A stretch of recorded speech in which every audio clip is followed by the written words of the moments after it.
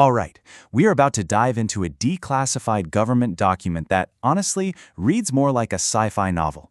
This is the story of a secret U.S. Army program that was designed to do one thing: hack human consciousness, and maybe, just maybe, reality itself.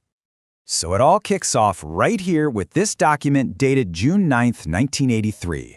The U.S. Army Intelligence and Security Command, okay, these are serious people, they wanted an official deep dive on something called the Gateway Experience.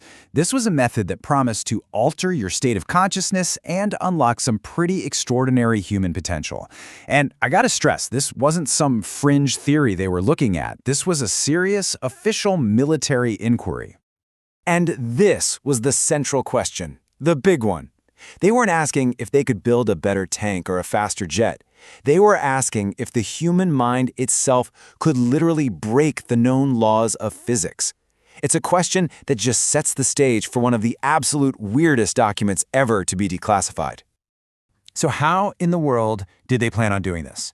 Well, the whole process, the whole experiment, it all hinges on a very specific kind of audio technology.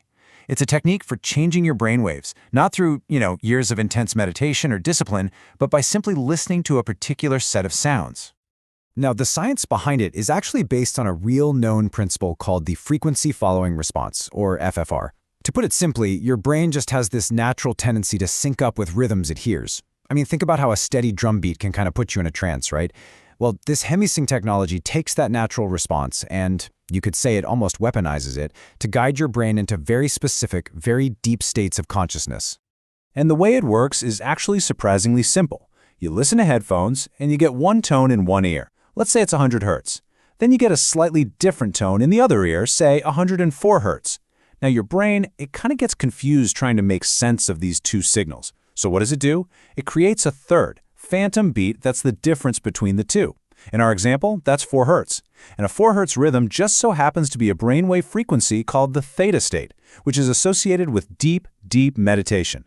The result is that the logical left side of your brain and the creative, intuitive right side of your brain start working together in perfect harmony. It creates this state of brain coherence that otherwise might take someone decades of meditative practice to achieve.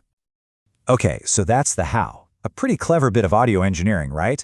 But it's the why that gets, well, this is where it gets really strange. Why would synchronizing your brain hemispheres let you transcend space and time? This is the point where the report just takes a hard left turn, away from brain science and straight into quantum physics, and honestly, a bit of mysticism. Okay, so this is the absolute crucial point. It's a complete flip of everything we're taught to believe. We assume that our brain, this 3-pound organ in our skull, is what creates our thoughts, our feelings, our entire sense of self. The Gateway report says, nope, you've got it completely backwards. It argues that we are consciousness first, and that this consciousness is what creates the experience of having a brain and a physical body. The report even has this wild diagram to explain it. They call it a consciousness energy grid that exists everywhere and permeates everything. So the idea here is that our brains aren't like light bulbs creating the light of consciousness. They're much more like radios, just tuning into a signal that's already being broadcast everywhere all the time. And this quote from the report's analysis really just hammers the point home. It's such a radical way of looking at existence. Because if this is true, it means we aren't just these isolated beings trapped in our skulls. Our minds are actually connected to this universal field that exists outside the physical world. To try and explain this mind-bending idea, the report uses the metaphor of a hologram. Now, you know how a hologram works, right? The amazing thing about it is that every single tiny piece of a holographic plate contains all the information of the entire image. If you smash it, you don't get a bunch of little shattered pieces of a picture. You get dozens of smaller but complete versions of the whole thing. And here it is. This is the report's model of the universe itself. They call it the cosmic egg. The theory is that our entire universe is a single universal hologram, where everything that has ever happened and everything that ever will happen, it all exists at the same time, right now, encoded in these vibrating energy patterns. Time as we know it is just our consciousness moving through this static hologram, basically experiencing it one frame at a time. So, if we are consciousness, and the entire universe is a hologram that contains all of time, well, you can probably see where this is all going.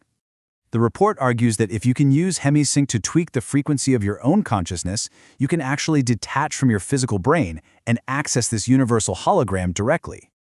And the term the report uses for this moment is just Fascinating. They call it clicking out. This is supposed to be the point where the vibration of your consciousness gets so high that it literally phases through the boundaries of our dimension. It's basically a technical, military term for an out-of-body experience. So yeah, this is the main goal of the early parts of the Gateway training, to teach someone how to get to this state whenever they want, to click out of physical reality and tap into that bigger, holographic universe where the past, present, and future are all laid out and accessible. Which brings us to the big question. Why?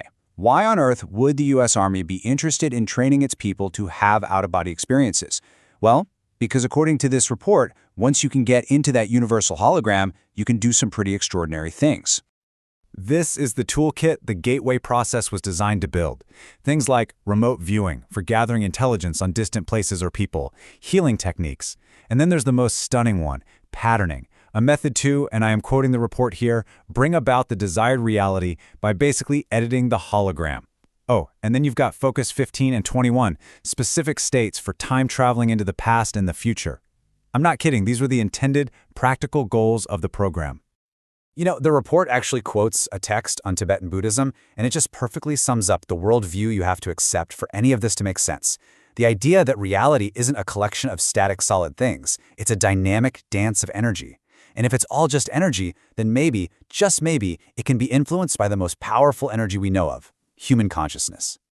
And so we end up right back where we started, with a question that just completely messes with your head.